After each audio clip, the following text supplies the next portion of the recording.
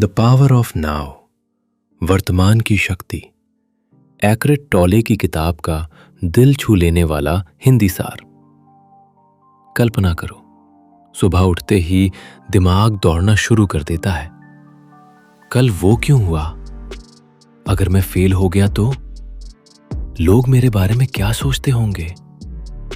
शरीर आज में होता है, लेकिन दिमाग या तो बीते हुए कल में भटक रहा होता है या आने वाले कल से डर रहा होता है। और इसी भागदौड़ में हम जीना भूल जाते हैं। एखार्ट टोले की किताब द पावर ऑफ नाउ हमें एक ऐसी बात सिखाती है जो सुनने में बहुत सिंपल लगती है, लेकिन अगर समझ आ जाए तो पूरी जिंदगी बदल सकती है। असल शक्ति सिर्फ इसी पल में है, नाव में। यह किताब कोई मोटिवेशनल स्पीच नहीं है, यह दिमाग को शांत करने की एक गहरी जर्नी है। इंसान दुखी क्यों रहता है? एखार्ट टोले कहते हैं कि इंसान की सबसे बड़ी प्रॉब्लम बाहर की दुनिया नहीं, उसका खुद का माइंड है। हमारा दिमाग लगातार बातें करता रहता है, कभी पुरानी गलतियों पर पछतावा, कभी फ्यूचर की चिंता, कभी कंपैरिजन, कभी डर, कभी ओवरथिंकिंग। धीरे धीरे इंसान अपने थॉट्स को ही अपनी आइडेंटिटी मान लेता है। उसे लगता है मैं ही मेरे थॉट्स हूं। लेकिन लेखक कहते हैं आप आपके थॉट्स नहीं हैं, आप वो हैं जो उन थॉट्स को देख सकते हैं। और यही रियलाइजेशन फ्रीडम की शुरुआत है। माइंड एक बेहतरीन सर्वेंट, लेकिन खतरनाक मास्टर।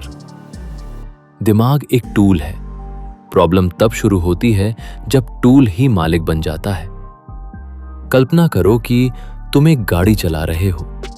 अगर गाड़ी तुम्हारे कंट्रोल में है तो जर्नी स्मूथ होगी, लेकिन अगर गाड़ी खुद डिसाइड करने लगे कि कहां जाना है तो एक्सीडेंट तय है। आज ज्यादातर लोग अपने माइंड के गुलाम हैं। उनका मूड, उनकी खुशी, उनकी शांति सब थॉट्स डिसाइड करते हैं। सबसे बड़ा इल्यूजन, एक दिन सब ठीक होगा।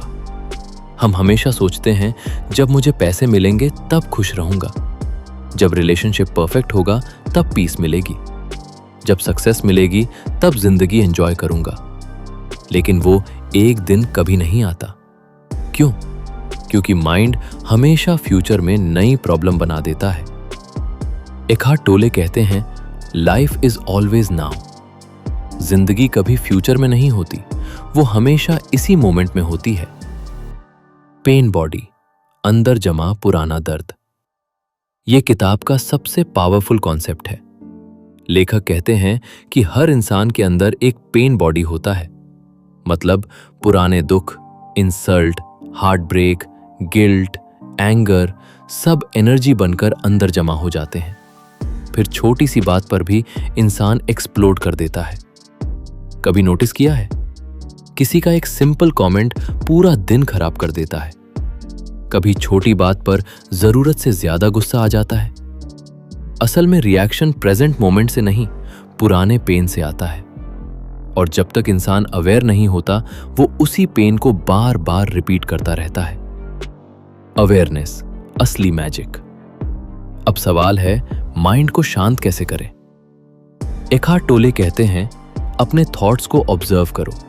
बस नोटिस करो अभी दिमाग क्या सोच रहा है, कौन सी फीलिंग चल रही है, क्या मैं अभी प्रेजेंट हूं? जब इंसान ऑब्जर्वर बनता है तब थॉट्स की पावर कम होने लगती है।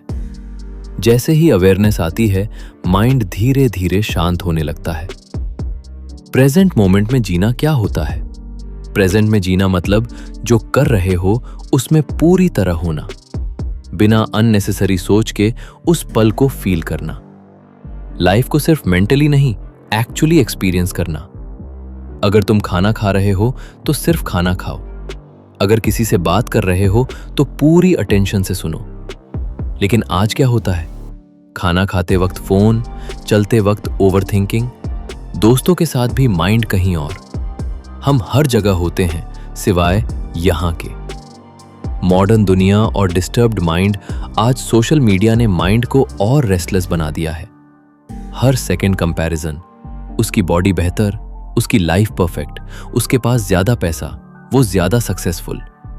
धीरे धीरे इंसान अपनी रियल लाइफ से डिस्कनेक्ट हो जाता है, लेकिन प्रेजेंट मोमेंट कंपैरिजन नहीं करता, प्रेजेंट सिर्फ एक्सपीरियंस करता है।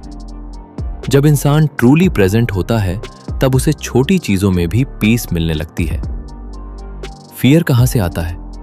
लेखक कहते हैं फियर ऑलमोस्ट हमेशा फ्यूचर से आता है।